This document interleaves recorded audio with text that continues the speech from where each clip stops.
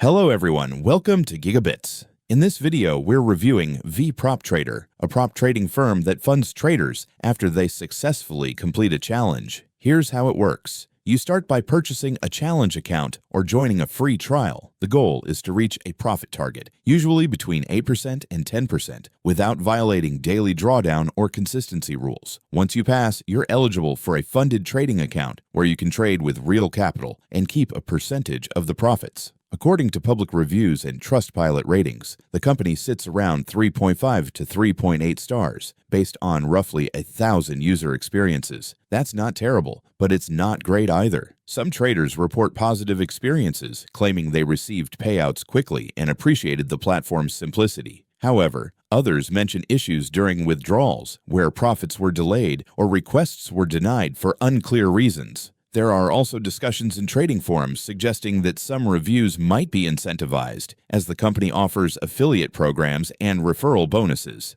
So, is VPropTrader legit?